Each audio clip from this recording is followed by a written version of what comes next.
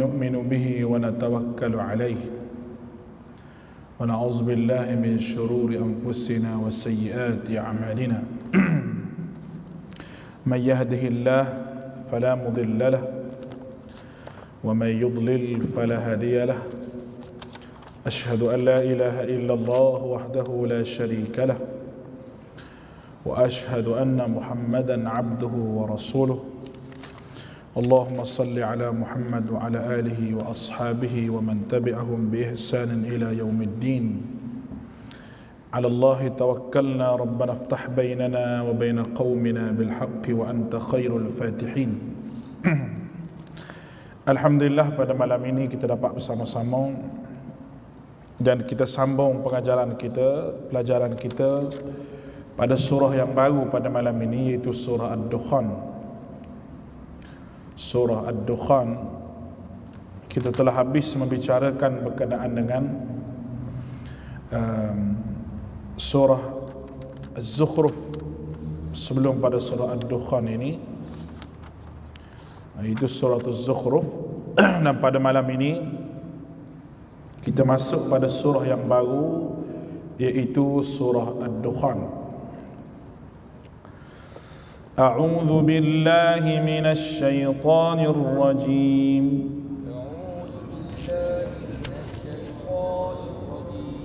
Bismillahirrahmanirrahim. Hamim.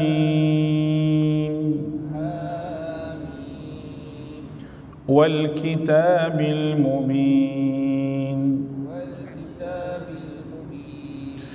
Inna anzalnahu fi lailatin mubarakah.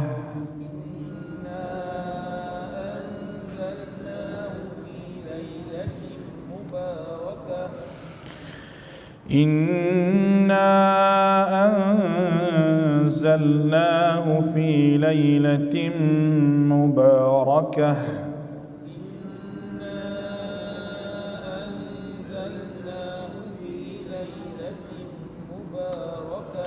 Inna kunna munzirin.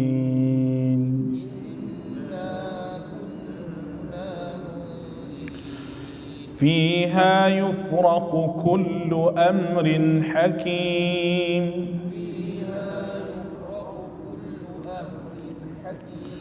Amran min indina. Inna kunna mursilin.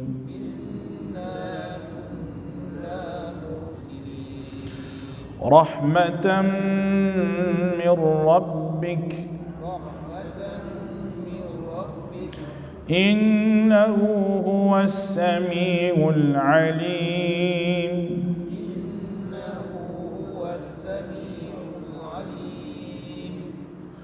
Rabbis samawati wal ardi wa ma bainahuma.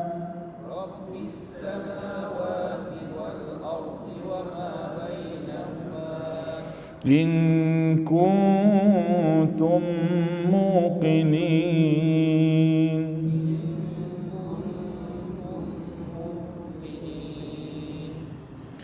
La ilaha illa huwa yuhyi wa yumit.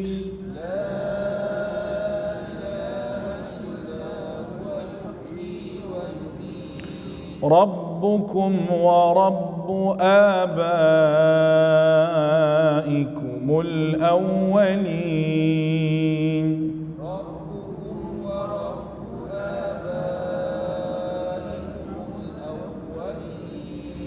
Baik. Surah Ad-Dukhan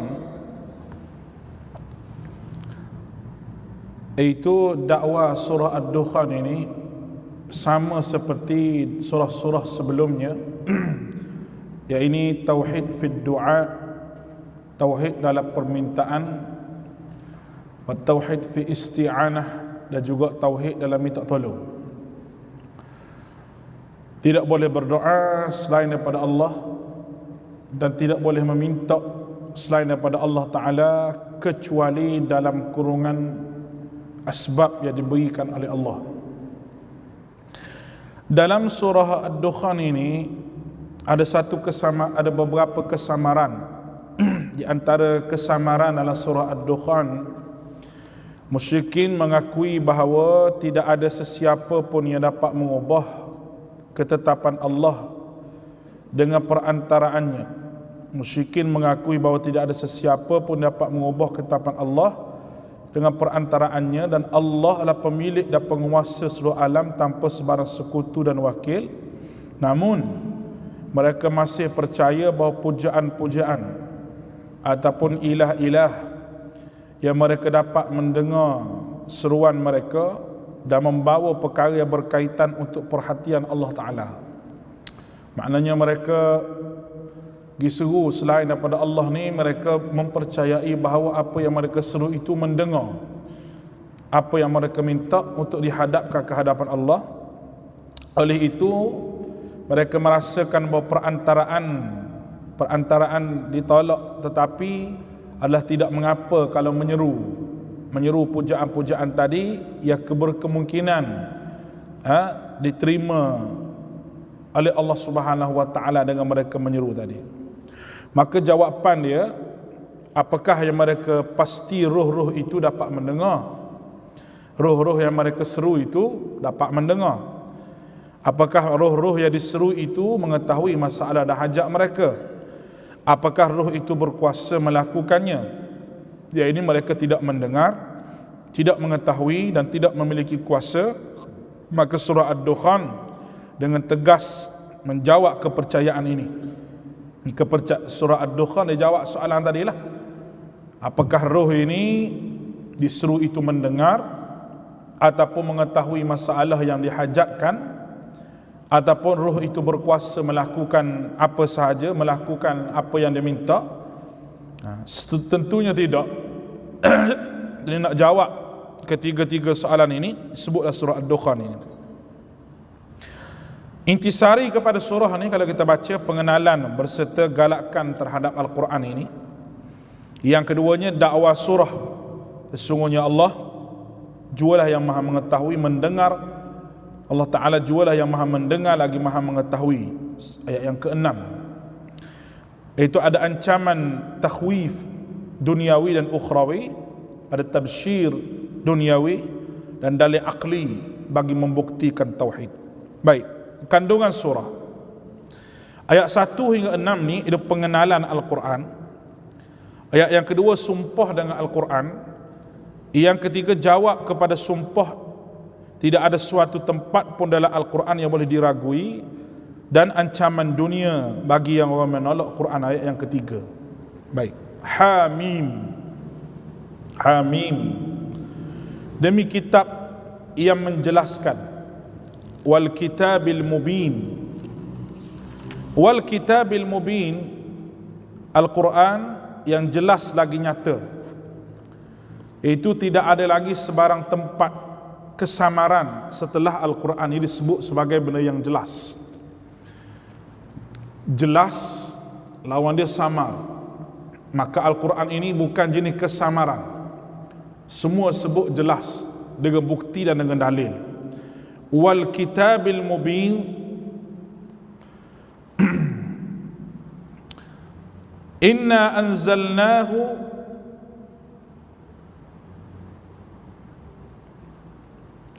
anzalnahu fi lailatin mubarakah inna kunna munzirin. Ayat yang ketiga ni Allah Ta'ala sebut, sungguhnya kami menurunkan Al-Quran pada satu malam yang diberkati Lailatul Qadar, dan sesungguhnya kami memberi peringatan. Mulianya Al-Quran dan hebatnya Al-Quran ini sehingga kan Allah Subhanahu wa Ta'ala menurunkan pada malam Lailatul Qadar dengan kelebihan 1000 malam, dan Allah Ta'ala tetapkan malam itu sampai bila-bila. Lailatul Qadar itu Allah Ta'ala tetapkan malam itu sampai bila-bila. Dia duduk berkat situ. Maknanya bukan pada hari penurunan Al-Quran itu sahaja malam tu, tidak. Tetapi pada malam-malam yang semua sekali. Setiap tahun walaupun Nabi telah pewafak, mari lagi bulan-bulan, tahun-tahun, tibanya malam Lailatul Qadr yang kita pun tak tahu, ada kata 23, ada kata 27, tapi dalih hak kuat kata 27 lah. Ada kata 25, ada kata 21.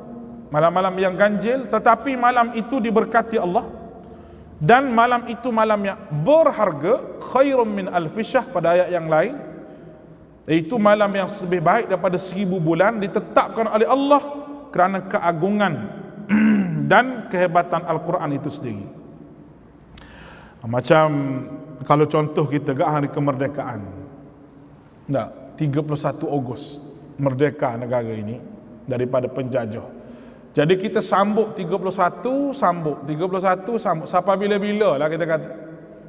31 Ogos ini satu tarikh yang dikenang, hari kemerdekaan. Itu kalau sebut pasal hari kemerdekaan lah. Oleh kerana mulianya Quran ini diturun pada Lailatul Qadar, setiap tahun Lailatul Qadar ada dia punya keampunan dosa daripada Allah. Biasanya orang kita ni dia terjemah dengan ayat ni, dia kata Lailatul Lailatul Mubarakah ni, dia kata nisfu Sya'ban, dia kata. Pandangan yang salah, tapi adalah pandangan tu adalah tak betul. Bukan nisfu Sya'ban. Kerana syahrul Ramadan alladhi unzila fihi al-Quran, pada malam bulan Ramadan aku turunnya padanya Al-Quran, jelas. Bukan sebut Sya'ban. Orang kita kalau Lailatul Qadar, kena Lailatul Qadar, dia minta dua perkara je. Minta panjang umur, murah rezeki, dia minta tak. Tu semua minta dunia tu. Panjang umur tak dunia, murah rezeki pun dunia. Jadi dunia je adalah kepala otak dia tu. Orang nak pergi ke Mekah apa ke, tolong doa ke saya panjang umur, murah rezeki, panjang umur, murah rezeki. Itu ya dia pandai minta. Kata nak minta syurga, nak jauh neraka, dia tak reti. Dia minta panjang umur, murah rezeki. Dia kira nak panjang umur hidup atas muka dunia, nak kaya, murah rezeki ni kaya lah. Orang Melayu fikir gitu. Kaya, panjang umur. Kaya, panjang umur. Inna kunna munzirin, sungguhnya kami adalah pemberi peringatan. Kami adalah pemberi peringatan kepada siapa yang menolak Quran. Peringatan pada siapa tu? Munzirin pada siapa? Kepada sesiapa yang menolak Al-Quran. Maka orang yang menolak Al-Quran diingatkan. Maka ayat yang keempat, huraian kepada malam tadi, fiha yufraqu kullu amrin hakim, setiap perkara pada malam itu dijelaskan setiap urusan yang penuh dengan kepastian. Perkara-perkara agama pada malam itu ditulis dengan perintah Allah Subhanahu wa taala, dengan takdir Allah taala, yang tidak ada manusia pun mengetahuinya. Ayat yang kelima, urusan apa dia tulis? Amram min indina inna kunna mursilin. Pada malam itu jelas segala urusan penuh dengan kepastian, iaitu urusan yang besar dari sisi kami. Sungguhnya kami adalah yang mengutuskan rasul-rasul. Ini adalah benda yang disebut oleh Allah. Urusan agama tu lebih besar lagi nak banding urusan dunia. Itu urusan kirim Nabi. Kirim Nabi ni bukan urusan main-main, bukan urusan saja-saja ni. Kirim Nabi ni adalah urusan untuk menyelamatkan manusia daripada azab Allah Ta'ala. Menyelamatkan manusia daripada azab Allah. Bila manusia diberi hidayah Quran, manusia akan ikut Quran, tidak akan lari daripada Quran. dan orang itu akan mendapat hidayah Allah. Kerana Allah Ta'ala selalu sebut Quran ni hudan lil muttaqin. Maka ditulis segala urusan pada malam itu. Ayat yang ke-6. Ayat yang ke-6, rahmatun min rabbik innahu huwas samiul alim rabbus samawati wal ard wa ma bainahuma inna kunna muqinin. Sebagai rahmat daripada Rabbmu, sungguhnya Dia yang Maha mendengar lagi amat mengetahui, mengatur langit dan bumi dan di antara keduanya. Ya, ini Allah Ta'ala yang menurunkan Al-Quran. Dia pemilik dan pengatur langit bumi dan Dia mendengar. Apa nama kerja mungkin kata orang hak muslimu ni dengar, sedangkan Allah Ta'ala ni Maha mendengar dan Maha mengetahui. Dengarnya, tahunya Allah Ta'ala ni ya'lamu sirrahum wa jahrakum. Dia mengetahui benda yang sir, yang orang lain tak dengar, dan Dia mendengar apa yang terang. Kita ni mendengar apa yang terang, yang rahsia kita tak tahu. Tahunya Allah ini alimun bidhatis sudur. Dia mengetahui benda yang ada dalam hati manusia. In kuntum muqinin, jika kamu orang yang yakin, berarti jika kamu ada keyakinan kepada Allah Ta'ala, kamu tidak seru yang lain, kamu tidak minta yang lain kecuali dengan Allah. Kerana apa yang kamu minta itu tak boleh mendengar, apa yang kamu minta itu tak mengetahui. Kenapa manusia tak minta dengan Allah? Kalau kamu ada keyakinan bahawa akidah kamu ni betul, Allah Ta'ala yang mendengar dan mengetahui. Allah Ta'ala menurunkan Al-Quran dengan penuh rahmat. Mu kena ikut Al-Quran, mu tak ikut orang lain. La ilaha illahu. Ayat yang ke-7.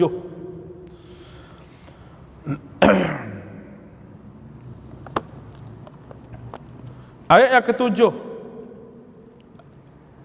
La ilaha illahu yuhyi wa yumit rabbukum wa rabbu abaikumul awwal. Tiada Tuhan yang berhak disembah melainkan Dia. Dia yang menghidupkan dan Dia yang mematikan. Dan Tuhan kamu ini yang hidup dan mematikan ini Tuhan juga kepada datuk nenek kamu yang telah lalu. Baik.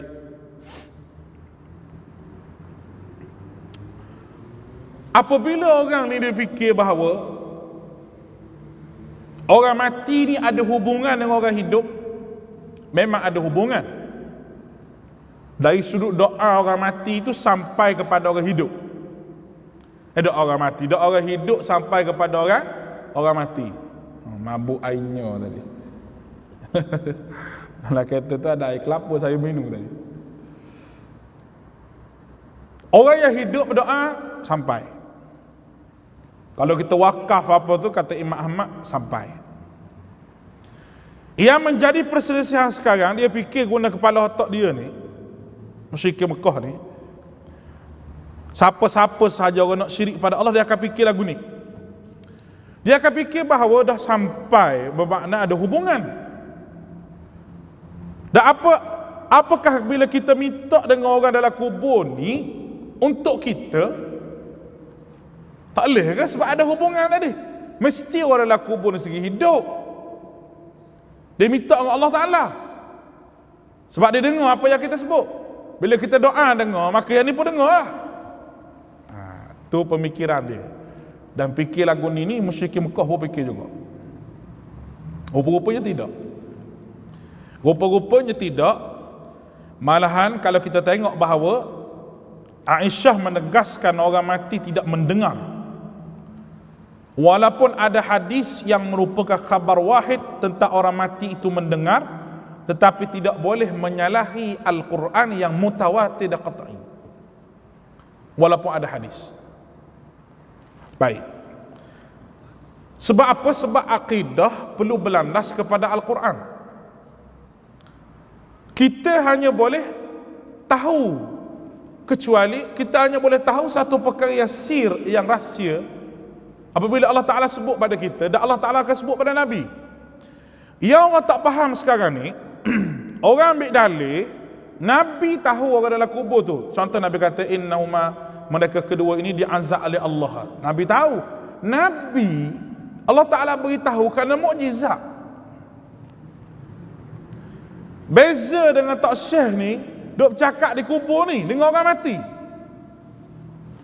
Baik, saya tengok tak video tu? Tak?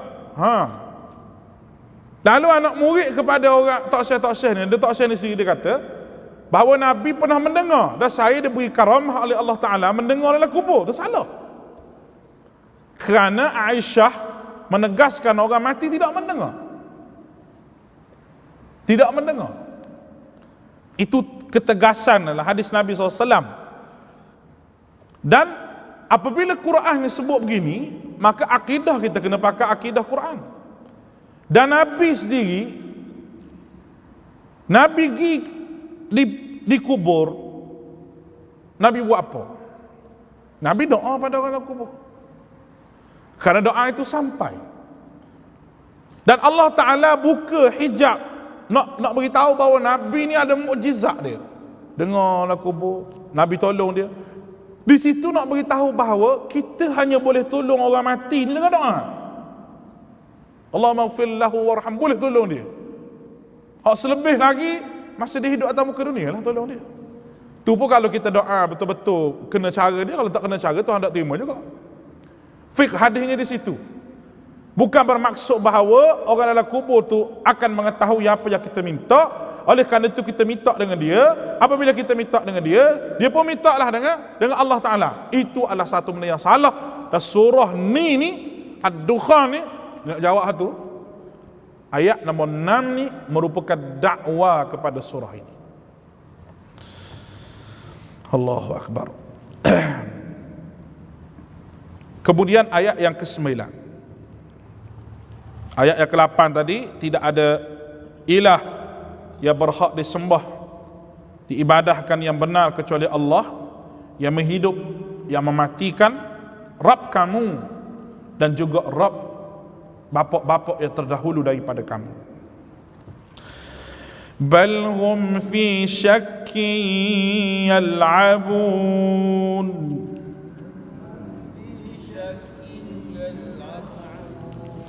فارتقب يوم تأتي السماء بدخان مبين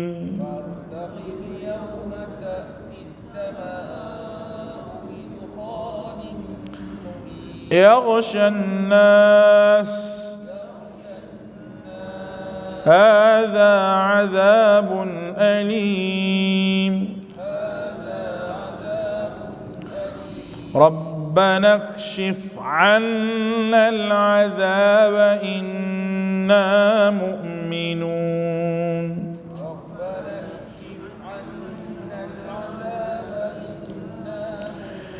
إنا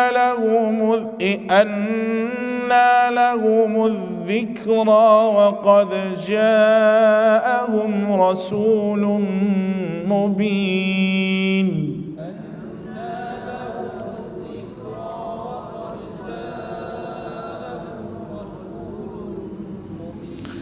ثم تولوا عنه وقالوا معلم مجنون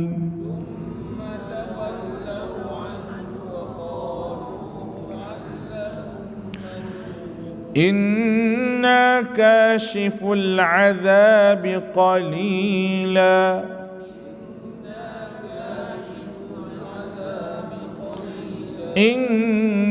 إنكم عائدون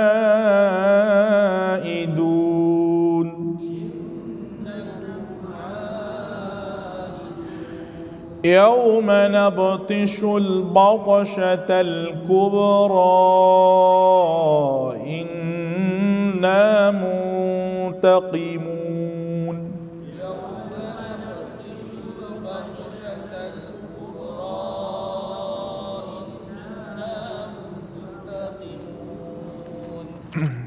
Ayat yang ke-9 selepas daripada ayat Allah Ta'ala sebut la ilaha illahu yuhyi wa yumit, Allah Ta'ala sebut sifat dia dan pengakuan tidak ada Tuhan melainkan Allah. Ayat ke-9 ini manusia terus ragu dan main-main. Kata Allah, balhum fi syakki yal'abun. Tetapi mereka musyrikin Mekah ni bermain-main. Syakkin yal'abun. Dua benda yang Allah Ta'ala sebut. Ragu-ragu dan main-main. Ragu-ragu tak mau terima, buat main-main pula dengan apa yang Allah Ta'ala sebut. Tidak jadikan perkara Quran ni perkara penting. Maka Allah Ta'ala sebut terang-terang, fartaqib yawma ta'ti as-sama'u bidukhanin mubin. Maka tunggulah ketika langit membawa kabut yang nyata dan jelas. Baik, ni orang panggil takhwif duniawi, peringatan Allah Ta'ala di hari akhir, di atas muka dunia. Baiklah, tak mau terima Quran, tunggu bala. Tunggu bala. Dan kalau kita tengok kitab tafsir, ketika mana Nabi SAW mendoakan laknat untuk musyrikin masa ini. Allahu Akbar. Selepas daripada peristiwa hijrah ni berlaku, Nabi berdoa belum pada tu supaya penduduk Mekah ni ditimpa kemarau sebagaimana ditimpakan kemarau terhadap zaman Nabi Yusuf dulu. Makna kemarau tu kering. Dan kalau kita tengok riwayat Ibnu Mas'ud, memang begitu, bahawa kemarau itu berlaku sungguh di Mekah tu sendiri, sehingga kan orang Mekah tu makan bangkai. Dah korek perut unta untuk ambil air, kerana air kering. Bila kering, kemarau yang begitu panjang, maka debu-debu naik atas. Waktu disebut dukhan tu makna asap, debu naik berterbangan. Kerana apa? Kerana mereka pada ketika itu menolak, dan Nabi doa laknat sungguh pada dia. Nabi doa laknat kepada dia. Itu ayat dia. Dan Allah Ta'ala sebut, yaghshan nas hadha azabun alim. Ayat yang ke-11, yaghshan nas hadha azabun alim, yang meliputi manusia, dan ini azab yang pedih, bukan azab siksa akhirat ni, azab kemarau tadi didoa oleh Nabi. Rupanya ada doa laknat Nabi kepada orang Mekah ni, memang jadi sungguh. Tapi mereka berdoa. Ada yang mengatakan mereka berdoa sendiri pada Allah, satu penafsiran. Ada yang mengatakan bahawa dia minta tolong Nabi doa, jadi dia pergi jumpa dengan Nabi. Dua penafsiran situ. Ada kata mereka doa sendiri, ada kata mereka minta supaya Nabi doakan. Rabbana kshif anna, mereka berdoa, wahai Tuhan kami, lenyapkanlah kami daripada azab itu, sesungguhnya kami inna mu'minun. Kita kena ada muqaddas itu, sesungguhnya kami akan beriman. Akan, tak tahu lagi beriman atau tidak ni. Akan, saya akan pergi, tak tahu lagi pergi ke tak. Maknanya, ya Allah, jauhlah azab daripada kami ni, kami akan beriman jikalau habuk ni, kemarau ini diselesaikan. Kami akan beriman. Allah tahu ke tak mereka beriman ke tak? Allah tahu ke mereka akan beriman atau tidak? Allah tahu. Memang mereka tak akan beriman. Sebab itu lepas daripada itu Allah Ta'ala sebut, anna lahumudz dzikra wa qad ja'ahum rasulun mubin. Bagaimana mereka dapat menerima peringatan padahal telah datang kepada mereka seorang rasul memberi penjelasan sebelum daripada ni. Belum pada ni, sebelum pada Muhammad berhijrah ni, kenapa tak beriman? Kenapa tak mau terima kebenaran? Sedangkan Nabi ada bawa kebenaran. Sekarang ni hak bawa kebenaran Muhammad tu pergi duduk Madinah dah. Tuan duduk di Madinah. Masa kat duduk di Mekah dulu, kenapa tidak mahu beriman dan tidak mahu menerima kebenaran?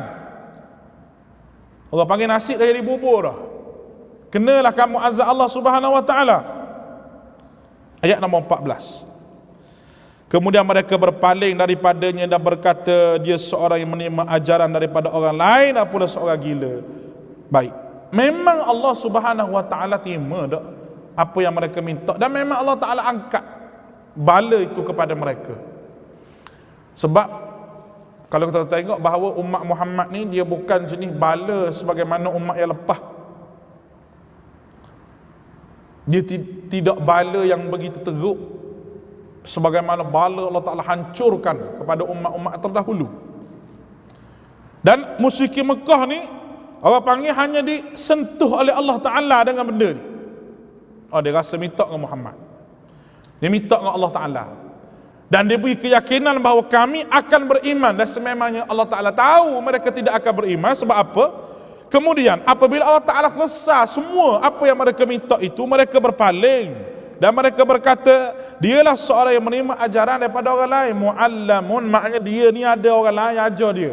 Majnun, maknanya dia ni gila. Kerana orang gila je bercakap seorang-seorang, bercakap benda sama. Muhammad ni kalau bercakap benda sama, bercakap benda sama. La ilaha illallah, la ilaha illallah, tak ada syirik pada Allah, kena minta pada Allah, tu benda sama. Tak ada orang betul otak dia bercakap benda sama kecuali orang gila, maka Muhammad ni gila. Ataupun muallim majnun. Muallim makna Muhammad ni seorang yang ada orang lain yang ajar pada dia, bukan dia mari. Ada orang lain yang ajar pada dia, bukan mari daripada dia. Bisikan syaitan ke apa ni kerja Muhammad. Sesungguhnya kata Allah, kalau kami akan melenyapkan siksaan itu agak sedikit, sungguhnya kalian akan kembali engkar. Ini yang saya sebut tadi ni. Anna lahumudz dzikra wa qad ja'ahum rasulun mubin thumma tawallaw anhu wa qalu mu'allamun majnun inna kashiful 'adzabi qalila innakum 'aidun. Tengok Allah Ta'ala sebut, kami akan hilangkan, tetapi Allah Ta'ala kata dalam takdir kami munit akan engkar. Akan engkar juga. Kena azab pun mu kata mu nak beriman, mu tak beriman lagi. Mu kata bahawa nak beriman, berisyarat pula nak beriman tu. Kalau azab ni diangkat oleh Allah, kami beriman. Kenapa tak beriman selalu? Nak main akal kenapa ya? Nampak dok helah dia ni. Auta ni orang Mekah ni, musyrikin Mekah ni yang punya lawan Nabi ni, dah kena azab, dah kemarau begitu panjang, nak akan beriman lagi. Beriman selalu senang beriman, mengucap 2 kalimah syahadah. Dah kami buat dulu, biar azab ni tidak ada, kami beriman lah, kami buat kira lah macam mana. Allah. Tapi Allah Ta'ala kata dia tak beriman. Sungguhnya kamu semua akan kembali engkar. Inna kashiful adzabi qal yauma nabtishul batshatal kubra. Ingat ketika kami menghentam mereka dengan hentaman yang keras, sesungguhnya kami adalah pemberi balasan. Bila hentaman keras ni? Seluruh ulama tafsir menafsirkan ayat ini. Kalau tengok Ruhul Ma'ani ke Anwarul Bayan ke, semua ulama tafsir kata hentaman yang keras ini itu perang Badar. Perang Badar. Tahun yang kelima hijrah. Perang Badar tu tahun kedua hijrah. Berlaku peperangan Badar. Apabila peperangan Badar berlaku, nescaya Allah Ta'ala hapuskan 70 orang. Orang yang ada pengaruh di kalangan mereka. Pengaruh di kalangan masyarakat jahiliyah tu 70 orang mati dalam peperangan Badar. Hentaman yang kerahnya maknanya situ. Tinggal sikit-sikit je. Yang orang panggil kepala dia ni tak puas hati. Tak puas hati jadi perang Uhud. Tak puas hati lagi. Tak puas hati lagi jadi perang Ahzab. Apabila Yahudi support mereka. Yahudi support mereka. Tak apalah, kami support kamu. Perang lagi. Tak puas hati lagi. Sehinggalah berlaku pendamaian. Oleh kerana mereka tak boleh gila nak lawan ni, damai selama tak boleh berperang 10 tahun ke berapa, tak boleh berperang. Tapi mereka lawan juga. Mereka lawan juga. Tak tepati janji juga. Ini orang panggil kitaran yang boleh kita nampak sepanjang sejarah Nabi sallallahu alaihi wasallam. Dan ayat yang ke-16 ini, yaumana batishul batshatal kubra, seluruh ulama tafsir kata hentaman yang Allah Taala beri kepada mereka, hukuman mereka kena semasa peperangan Badar, apabila orang besar di kalangan mereka mati dalam peperangan Badar tersebut. Kemudian mati lagi adalah peperangan seterusnya. Mereka tak puas hati lagi. Tentu orang Mekah, mereka berfikir bahawa mereka nak perang Badar ni, mereka fikir bahawa mereka akan menang pasal kelengkapan mereka cukup. Yang keduanya, mereka fikir Muhammad tu ada apa di Mekah baru bina kerajaan. Kita jangan biarkan Muhammad ni bina kerajaan dia. Kalau Muhammad ni duk bina kerajaan dia, duk di Madinah tu, kerajaan akan jadi kuat. Kalau kuat, dia mari serang Mekah. Mari serang Mekah, jadi susah kita. Orang Mekah ni susah. Kita semua ni jadi kita serang dulu. Kumpul bala tentera 1000 orang, lekap dengan senjata. Nabi Muhammad dengan orang Islam ni 313 orang dengan pelepah tamar. Berapa ekor je unta, katanya seekor ke 2 ekor unta. Hak lain berjalan kaki semua. Tapi pertolongan Allah Subhanahu Wa Taala datang bersama-sama dengan Nabi SAW. Itu Allah Taala menurunkan malaikat daripada langit, menghentam mereka semua dengan hentaman yang kuat, mati terbunuh semua sekali. Kecuali beberapa orang sahaja yang hidup, yang kembali, dan ada yang tertawan. Tertawan pun diberi syarat oleh Nabi untuk melepaskan dia daripada tawanan tersebut. Itu kisah yang boleh kita simpul dalam ayat ini. Baik, ayat 17 hingga 33 ni bermula daripada ayat 17. Ancaman duniawi adalah contoh kepada ancaman duniawi, contoh kepada takhwif duniawi. Ayat 17 hingga 29, Allah menerangkan bagaimana Fir'aun dan kaumnya diazab dengan sebab kedegilan dan kekufuran Fir'aun itu sendiri bersama dengan kaumnya. Baik, kita baca. Ni mudah je. Kisah Fir'aun kita baca dah sebelum daripada ini. وَلَقَدْ فَتَنَّا قَبْلَهُمْ قَوْمَ فِرْعَوْنَ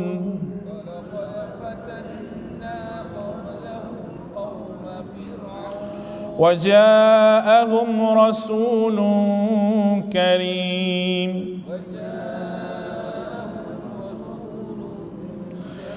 أن أدوا إلي عباد الله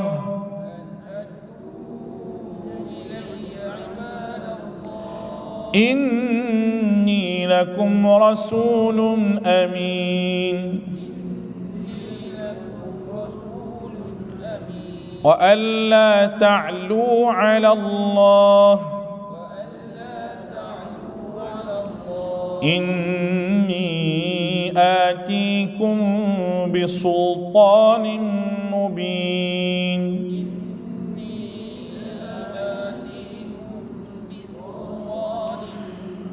إني عذت بربي وربكم أن ترجمون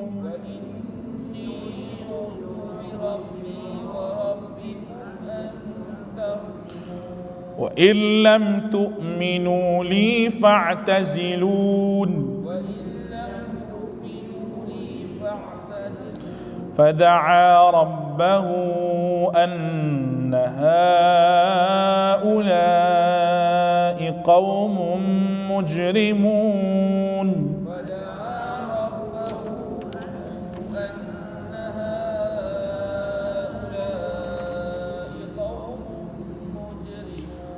فأسر بعبادي ليلا إنكم متبعون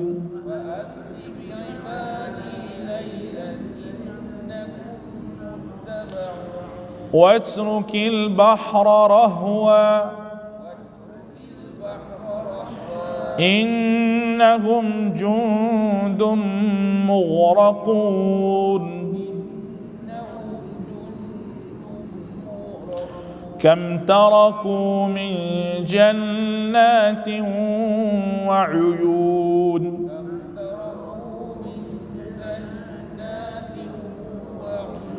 wa dhuru'in wa maqamin karim wa na'matin kanu fiha fakihin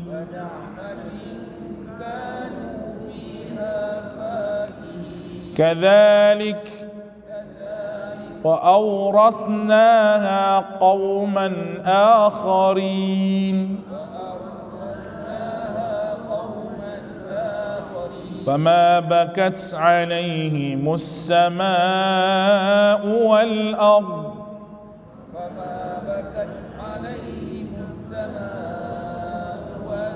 وما كانوا منزلين وما كانوا منظرين. Baik. Allah Ta'ala berfirman bahawa dia telah menguji kaum Fir'aun sebelum daripada musyrikin Mekah. Mereka adalah bangsa Qibti. Fir'aun ni di Mesir. Dengan Allah Subhanahu wa Ta'ala kata, "Walaqad fatanna qablahum qauma fir'aun." Fatanna ni aku uji mereka itu. Ujian ini untuk menerima kebenaran ataupun menolak kebenaran. Ujian kepada kaum Fir'aun, kaum Qibti, waja'ahum rasulun karim, dan datanglah kepada mereka seorang rasul yang mulia, itu Musa kalimullah. Musa, an addu ilayya ibadallah, serahkan kepadaku hamba-hamba Allah Bani Israel yang kamu ambil itu berkenaan dengan hak Bani Israel. Kamu tak layak jadi hamba kepada kamu, semua akan jadi hamba pada Allah. Sesungguhnya aku adalah utusan Allah yang dipercaya kepadamu. Aku ni utusan Allah, Rasul dilantik oleh Allah kepadamu. Dan janganlah sekali-kali kamu sombong. Alla ta'lu 'ala Allah, dan jangan kamu sombong terhadap Allah dengan tidak mengikut petunjuk Allah. Setelah diberi hujah-hujah kepada kamu, sepatutnya kamu kena beriman, tapi melawan, wahai Fir'aun. Sebab apa kamu lawan? Sebab sombong. Dan sesungguhnya aku berlindung kepada Rabbku, Rabb kamu, daripada keinginanmu untuk merjam aku, untuk buat jahat pada aku. Aku minta berlindung dengan Allah. Bila aku minta berlindung dengan Allah, bermakna aku ni telah menyerahkan urusannya pada Allah, kerana yang berhak memudarat manfaat Allah Ta'ala. Membuatlah apa-apa Fir'aun, kalau Tuhan aku tak izin, kamu tak boleh buat. Itu keyakinan. Dan jika kamu tidak beriman kepadaku, maka biarkanlah aku memimpin kaum aku sendiri, Bani Israel. Apa jadi susahnya? Mu tak mau beriman, aku tak paksa. Tapi jangan buat zalim gini. Nak paksa orang ikut kamu, ni satu benda yang salah. Kalau kamu tak mau terima aku pun setelah amaran aku beri pada kamu, hei Fir'aun, biarlah, mempunyai pasal. Tapi jangan duk siksa orang yang menerima apa yang aku sebut. Sebab kebenaran ini akan mengalahkan kebatilan. Al-haqqu akan mengalahkan al-batil. Kat mana-mana, siapa bila pun begitulah keadaannya. Jangan buat zalim pada kami. Dan berilah aku memimpin Bani Israel. Kemudian Musa berdoa kepada Tuhan. Sesungguhnya mereka adalah kaum yang berdosa. Segerakanlah azab kepada mereka. Allah Ta'ala tunjuk contoh takhwif duniawi ni sama macam cerita Nabi tadi. Mereka tak beriman kepada Allah Ta'ala, mereka buat jahat kepada Nabi sehingga Nabi berdoa laknat kepada Allah untuk mereka. Maka cerita ni seolah-olah diulang kembali.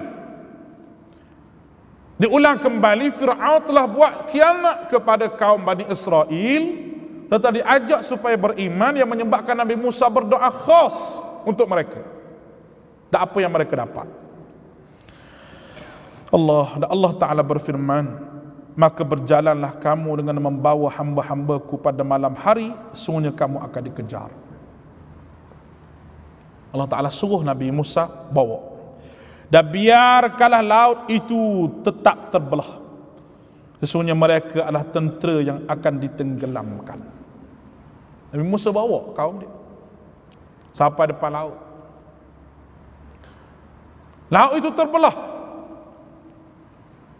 sampai sebelah sana, selamat semua sekali dah. Musa paling belakang. Nabi Musa tak tak minta oleh Allah, tolonglah, ataupun Nabi Musa hatuk tongkat dia kembali tutup, dah. Biar begitu. Sebab urusan aku nak menenggelamkan di dalam laut itu. Pandailah aku buat macam mana, wahai Musa. Biarkanlah laut itu tetap terbelah, sesungguhnya mereka dan adalah tentera yang akan ditenggelamkan. Alangkah banyaknya taman dan mata air mereka ditinggalkan, dan kebun-kebun tempat yang indah, dan kesenangan-kesenangan yang mereka nikmati. Demikianlah kami akan wariskan semua itu kepada kaum yang lain. Kami akan jadi kaum orang lain sebagai menikmati dunia yang mereka ada tu. Mereka habis mampu nak telang laut. Maka langit dan bumi tidak menangisi mereka, dan mereka pula tidak diberi tangguh azab oleh Allah.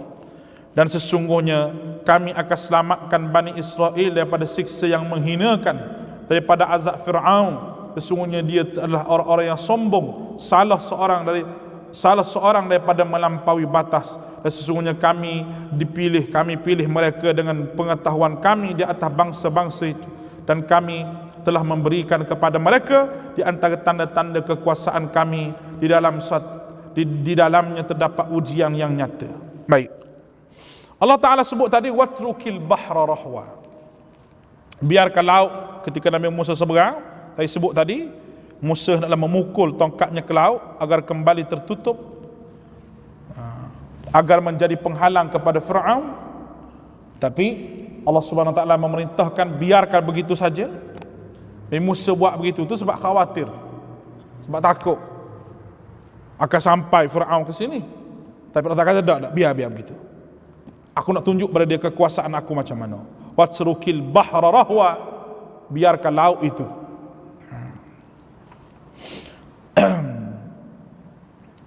Kemudian Allah Ta'ala berfirman, fama bakat alaihimus sama' wal ard, langit dan bumi tidak akan menangisi mereka, dan tidak pula mereka diberi tangguh. Maksudnya mereka tidak sama sekali memiliki amalan yang baik untuk berhadap depan Allah Ta'ala yang akan diangkat ke langit. Kerana amal baik ni Allah Ta'ala sebut diangkat ke langit. Amal kita ni, orang yang istikbar, sombong dengan ayat Allah Subhanahu Wa Ta'ala, amalan dia tak naik ke langit. Dua, dalam surah Al-A'raf ayat 40, innal ladzina kadzdzabu bi ayatina wastakbaru anha, mereka yang membohongi ayat Allah. Satu, istikbar, sombong dengan apa Tuhan sebut. Allah Ta'ala sebut dua ni apabila mereka mati, la tufattahu lahum abwabus sama', pintu langit tak terbuka untuk dia naik ke langit. Wala yadkhulul jannah, mereka tak masuk surga. Hatta yalijal jamalu fi sammil khiyat, sehingga mustahilnya unta masuk lubang jarum. Tuhan tak terima.